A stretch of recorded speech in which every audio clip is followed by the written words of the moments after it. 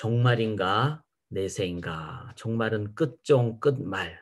이 세상이 완전히 다 끝나는 것인가? 내가 죽음으로 끝나는 것인가? 아니면은 또 다른 표현이죠. 내세, 올래, 세상세. 새로운 세상이 오게 되는 그때인가? 자, 개인의 죽음이 종말인가 내세인가? 또 주님 다시 오실 때가 종말인가 내세인가? 이건 아주 중요한 부분입니다. 참 우리가 미래에 일어날 일에 대해서는 기본적으로 그런 생각을 많이 하죠. 뭐 온다고 그러지만 언제 오겠는가? 내 때는 안 일어날 거야. 뭐 이렇게 생각할 수도 있고, 또 너무 미래니까 그렇게 실질적으로 생각하지 않는 경향이 많습니다. 이제 이럴 때 저희가 어떻게 하면 이거를 좀 깨어 있는, 그리고 실제적인 자세를 가지게 될까요? 뭐 제가 생각할 때는 뭐 여러 가지 다 해도 아마 그냥 영화 한 편 보는 것처럼 그냥 미래에 대한 어떤 것이다, 이렇게 생각하기가 쉬울 것 같아요. 그 사람이 그렇잖아요. 잘 잊어버리고 또 진지하지 못하고. 홍해를 기적적으로 걷는 백성들이 눈앞에 먹을 것이 없자 다시 불평하기 시작합니다. 6월절의 기적과 홍해의 기적을 바로 엊그제 체험한 사람들이 당장 눈앞에 먹을 것이 없자 그냥 자기 눈앞의 현실에 그냥 머물러 버리게 되는, 그게 인간입니다. 그래서 우리가 붙잡아야 될 것은 말씀이에요. 말씀은 우리의 과거부터 시작을 하죠. 현재에 대한 가르침을 주죠. 미래에 대한 준비를 주죠. 그런데 왜 말씀을 봐야 되는가 하면은, 과거부터 일어난 말씀을 쭉 봤을 때 그 말씀이 분명히 과거에 예언된 것이 어느 시점에 성취가 되었다. 그리고 모든 상황 가운데 하나님의 그 인도하심, 역사하심이 있었다. 이거를 차근차근하게 보게 됩니다. 그러니까 이제 증명이 되는 거죠. 그리고 뿐만 아니라 읽으면서 성령의 인도하심을 받아서 내가 그것을 내 속에, 내가 그냥 확신하는 게 아니라 성령께서 나를 깨우쳐 주시고 성령께서 그것을 확신케 해 주시죠. 그래서 제가 이거는 꼭 부탁을 드립니다. 우리가 단 한 권의 책을 붙잡는다면 하나님의 말씀입니다. 그 말씀을 붙잡을 때, 자, 그날, the day, 즉 주님 다시 오시는 날, 그리고 개인적으로는 나의 죽음, 그날은 종말이 아니라 내세라는 그날은 반드시 오죠. 우리가 10대를 다 경험을 했을 겁니다. 저도 10대 때 언제 내가 50살이 될 것인가, 언제 60이 될 것인가, 이렇게 그 정말 뭐 생각도 못했고 상상도 못했죠. 그런데 10대가 엊그제 같은데 벌써 제 나이가 되는 것을 보면서 반드시 이 정해진 하나님의 그날은 반드시 온다. 이거를 우리가 꼭 기억하기를 원합니다. 이때 우리가 가져야 될 것이 뭐죠? 그날이 오는 것을 주님은 이원적으로 경고를 미리 해 주시죠. 그래서 이제 AD 70년에 이 상황을, 예루살렘 성이 멸망하는 그 상황을 미리 주님께서는 이제 공생애 때 말씀을 해 주시죠. 그리고는 63년에 성전이 다 완공됐을 때 7년 만에, 80년 동안 지은 성전이 7년 만에 무너지는 것을 이 백성들은 보게 되죠. 특별히 제가 수요 성경 공부 때 말씀드렸듯이 이제 공관복음이 마태, 마가, 누가 복음인데 제일 먼저 쓰여진 것이 마가복음입니다. 그러니까 AD 64년경에 쓰여졌다. 이렇게 이제 64년에서 65년. 그러니까 예루살렘 성전이 완공되자마자 1년 혹은 2년 후에 쓴 책이 마가복음이에요. 그리고 같은 즈음에 유대인들을 향해서 쓴 책이 마태복음이라고 추정을 합니다. 이거는 뭐 대부분의 학자들이 이제 동의하고요. 그런데 이때는 70년 전이잖아요. 예루살렘 멸망 전이잖아요. 근데 누가복음은 언제 쓰는가 하면은 많은 학자들이 AD 70년 이후에, 그래서 예루살렘 멸망 이후 80년이나 90년 사이에 그때 쓰여졌다. 그러면 이때는 어떤 때죠? 이미 예수님의 그 예루살렘 성의 멸망에 대한 예언이 성취된 것을 봤던 때예요. 그때 성경은 제가 심판에 대해서 이원적인 근거리 심판과 원거리 심판이 있다고 그랬죠. 항상 그렇잖아요. 홍수 심판할 때 불심판을 미리 경고를 하듯이 개인의 죽음이 있으면 전체 종말도 있듯이 주님이 AD 70년을 예언하셨다는 것은 이제 주님 다시 오시는 그때가 있다는 것을 주님은 이원론적으로 결국 본론은 뭐죠? 70년이 아니에요. 주님 다시 오실 때예요. 그럼 우리가 in between these two times 두 상황 사이에 있을 때 지금 있잖아요. 그럼 우리가 already not yet 이때 우리가 가져야 될 것은 뭐죠? 이제 마지막 일어날 이 본질적인 심판에 대한 우리의 깨어있음, 준비. 자, 그런데 우리가 꼭 기억해야 될 것은 초림이 있다는 것은 반드시 재림이 있습니다. 초림 때 이미 재림은 시작이 됐죠. 왜 그렇죠? 당시의 유대인들은 결혼할 때 신랑 집을 떠나서 신부에게로 옵니다. 그게 바로 결혼식의 시작이에요. 그래서 신랑이 이제 자기 집을 떠나는 그때가 이미 결혼은 시작된 거예요. 그리고 결혼식장으로 오고 있는 신랑은 어떻죠? 약속, 언약으로 인해서 반드시 옵니다. 근데 신랑은 아직은 안 왔죠. 신부 입장에서는. 그러니까 안 오겠지 뭐 올까 말까 뭐 이게 아니죠. 이미 신랑이 떠났다는 소식을 듣는 순간 결혼은 시작이 된 거예요. 그리고 신랑은 반드시 옵니다. 그러면 신부가 해야 될 것은 뭐죠? 준비해야 되는 거죠. 그리고 맞이할 준비를 actively waiting, 적극적으로 기다리는. 지금 우리가 해야 될 그 자세예요. 그래서 유대인들에게 있어서 이렇게 이미 결혼식장으로 떠난 신랑을 버리고 신부가 배신했다. 돌 맞는 거예요. 그게 바로 그 예수님의 어머니 마리아의 상황이었어요. 이미 약혼을 했기 때문에 이미 결혼은 시작이 된 거예요. 그런데 정말 하나님의 역사에서 아기를 뵀을 때 사람들은 이해를 못하고 그렇게 되는 거죠.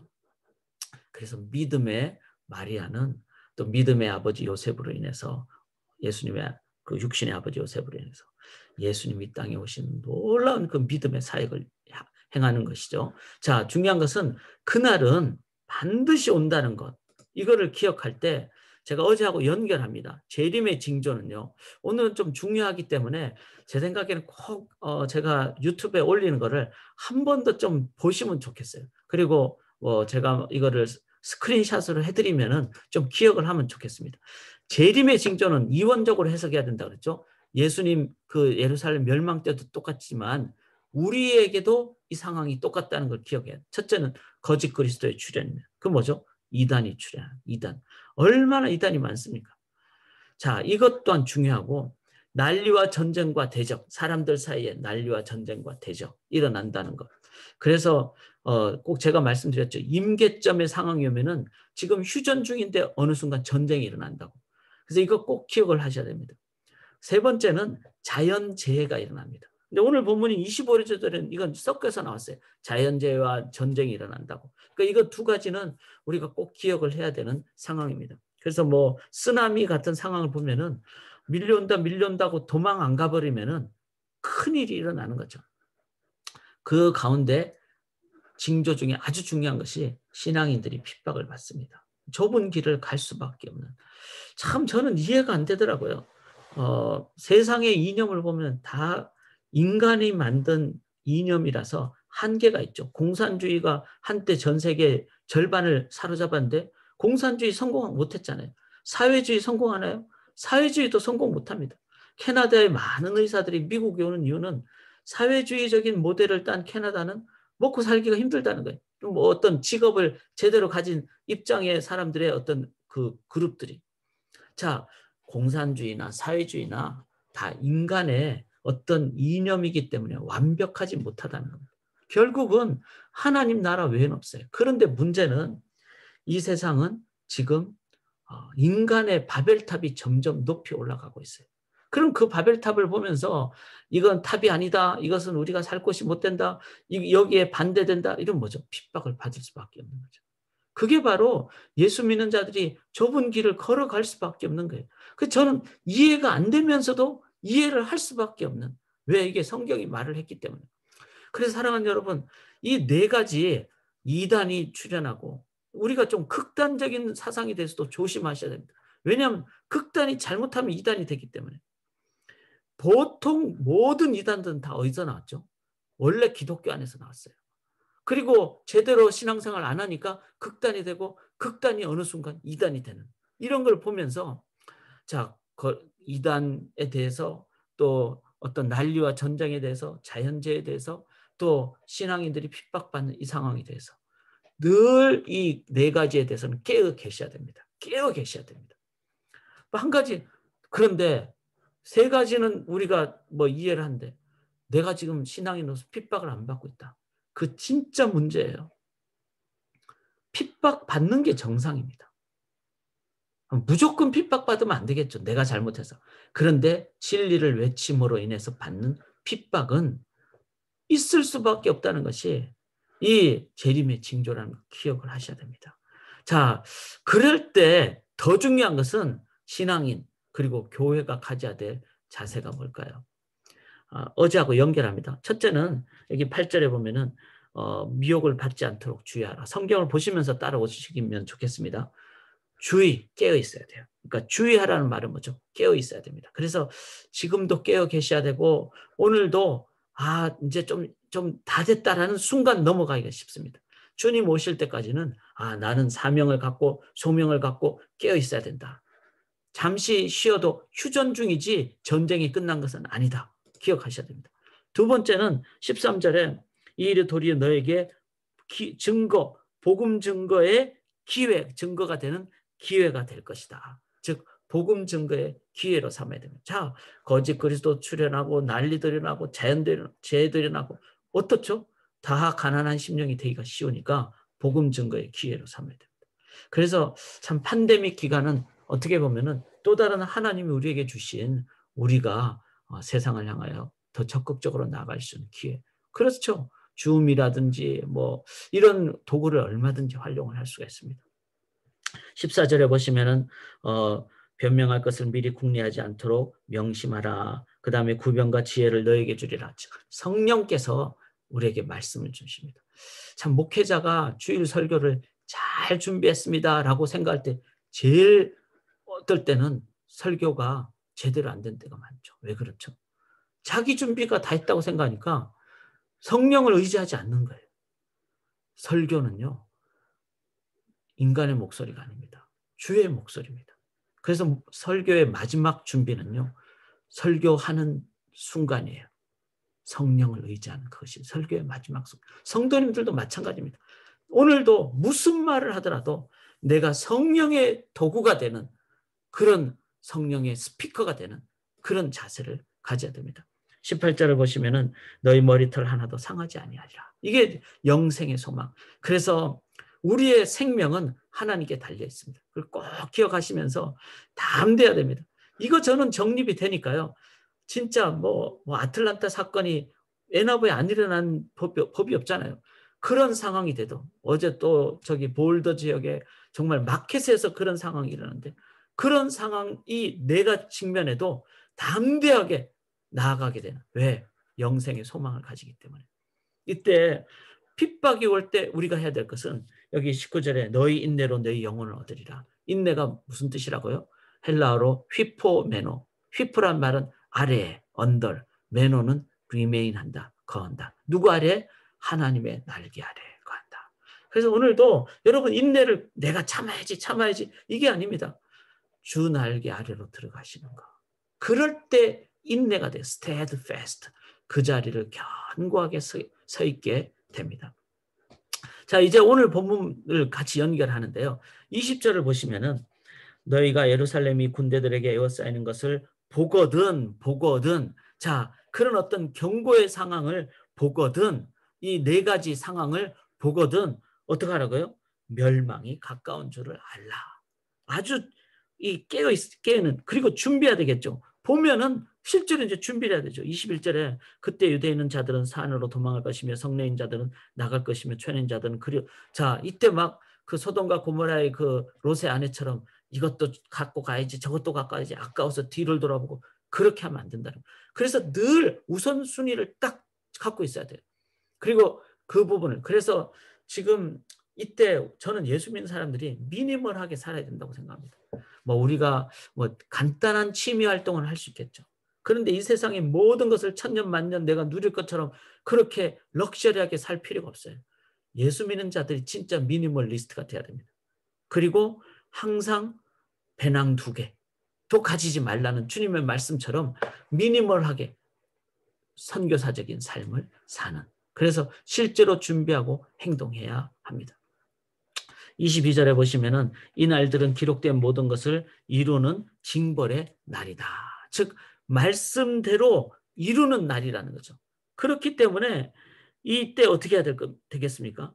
우리는 준비하고 그다음에 말씀을 회복하는 삶, 말씀을 연구하고 말씀대로 실천하고 순종하는 삶을 살아야 됩니다. 자, 이 본문이 어디서 시작을 했죠? 21장 5절에 보면 어떤 사람들이 성전을 가리켜 하는 것부터 시작을 했어요. 즉 성전은 왜곡이 됐잖아요. 이때 당시에. 그래서 외적 건물을 막 번들하게 80년 동안 지어놓으니까 사람들이 막 예수님한테 자랑하려고 막 이건 멋있지 않습니까? 그럴 때 예수님 저건 무너뜨려라. 내가 3일 만에 다시 지겠다. 성전 자체를 예수님이 부인한 게 아니라 성전의 본질을 회복하셨죠. 그래서 이게 바로 말씀에 대해서 철저하게 깨어있는 자세입니다. 그래서 제가 수요 성경 공부를 또 매일 이 아침 기도회를 말씀 중심을 하는 이유가 그겁니다. 우리가 말씀에 안 깨있으면은 비본질적인 것, 왜곡된 것, 변질된 걸 막 붙잡고 엉뚱하게 살아가고 있는 거예요. 그래서 우리가 말씀을 다시 깨어있는. 자, 그리고 24절에 보시면은 예루살렘은 이방인의 때가 차기까지 이방인들에게 발필이라. 이방인의 때가 찰 때까지. 지금 뭐죠? 예루살렘을 열방 선교의 도구로 쓰셨죠. 그래서 유대인들이 아니라 열방 사람들이, 유대인들은 복음을 배척했기 때문에 열방의 사람들이 다 복음 받았을 때 그 다음에 예수님 또 뭐죠? 유대인들을 내가 구원하겠다는. 그래서 유대인까지 포함한 열방 선교를. 그래서 이제 복음의 우리의 선교의 대상은요, 뭐 유대인만 그거 아닙니다. 유대인을 포함한 모든 민족 사람들. 그럼 어디서부터 해야 될까요? 이 에나보부터. 그래서 여러분 이번 토요일 날 마스크 선교합니다. 교회로 1시까지 날씨도 좋은데 오셔가지고 우리가 마스크를 한 장이라도 내가 전달하는 그런 삶을 제가 좀 살기를 원합니다. 자, 이렇게 했을 때 성경은 우리를 뭐라고 가르쳐 줍니까? 우리 인생의 끝이 죽음이 종말이 아니라 내세다. 주님 다시 오시는 것은 끝이 아니라 뭐라고요? 내세. 여기 27절을 보면 그때 사람들이 인자가 구름을 타고 능력과 큰 영광으로 오는 것을 보리라. 이런 일이 되기를 시작하거든 일어나 머리를 들라 너희 속량이 가까웠느니라. 그래서 구름을 타고 온다는 말은 우리가 오늘 부른 찬양에도 찬송에도 있는데 그걸 오해하면 안 됩니다. 그거는 구름 타고 온다니까 막 자꾸 그 세대주의자들이 막 구름 타고 막 그래서 휴거가 일어나고 그런 성경을 잘못 해석하기 때문에 그렇습니다. 구름 타고 온다는 말은 당시에 그 왕이 다른 해외에 가서 전쟁을 일으키고 올 때 백성들이 나아가서 영접하는, 그리고 구름은 성경에 보면은 하나님의 임재를 상징적으로 표현하죠. 그래서 성경에 구름과 관련된 하나님 임재가 아주 많습니다. 그래서 이 표현을 사용한 것이죠. 즉 하나님 대신 주님께서 이제 영광의 승리의 왕으로 오시는데 우리는 어떡하죠? 나가서 맞이하는 겁니다. 맞이할 때 그때가 종말입니까? 내세죠. 그리고 심판입니까? 그것은 속량, 구원이죠. 이렇게 되기까지 우리가 해야 될 것은 뭘까요? 먼저는 본질을 회복해야 된다는 거죠. 말씀을 중심으로. 그래서 회개가 뭡니까? 에덴 동산을 회복하는 거잖아요. 하나님께로 돌아가는 거. 아덴 동산부터 있었던 안식을 회복하는 겁니다. 그래서 하나님과의 그 예배, 그 다음에 인간관도 회복을 해야 돼요. 지금 인간관이 다 말살됐죠. 뭐 외적인 부분, 배경적인 부분, 물질적인 부분 다 왜곡됐습니다. 하나님의 형상으로 회복해야 됩니다. 직업, 에덴 동산에서 아담이 얼마나 일을 하면서 즐거워했으니까 그것도 회복을 해야 돼요. 그리고 공동체 회복을 해야 됩니다. 인간이 인간을 그 아담과 하와의 관계가 회복되듯이 그렇게 되는 이런 부분을 우리들이 준비를 하고 있을 때, 그리고 이 8가지 삶의 자세를 우리들이 갖고 있는데, 이제 결론입니다. 이거를 누가 해야 될까요? 말씀드렸듯이 21장 시작은 5절에 어떤 사람들이 성전을 가리켜, 즉 이 모든 일을 행하는 것은 일반 사람들이 결코 아닙니다. 성전을 왜곡한, 그래서 너희가 성전이라 그랬고 예수님이 성전을 다시 일으켰다는 머리 대신 주님이시고, 즉 바로 교회가 제대로 돼야 세상이 제대로. 이것이 저는 핵심, 주님이 가르치죠. 그래서 땅에서 매면 하늘에서도 매이고 땅에서 풀면 하늘에서도 풀리고, 교회를 예수님 말씀하시면서 이렇게 하셨어요. 요한계시록은 실은 교회론입니다. 7 교회를 향한 말씀이잖아요. 그래서 사랑하는 여러분, 정말 제가 우리 같이 정말 이거 기도하기를 원합니다. 목숨 걸고 교회를 우리가 바르게 세우기를 원합니다. 오늘 교회를 위해서 간절히 기도하고, 교회든 저 자신, 우리 자신을 위해서 기도하고, 나팔 불 때 나의 이름이 불려질 뿐만 아니라 너의 이름이 불려지도록. 그리고 그날이 언제일까요? 지금입니다. 왜? 신랑은 오고 있기 때문에. 그리고 내일 당장 내가 어떻게 될지 누가 알겠어요?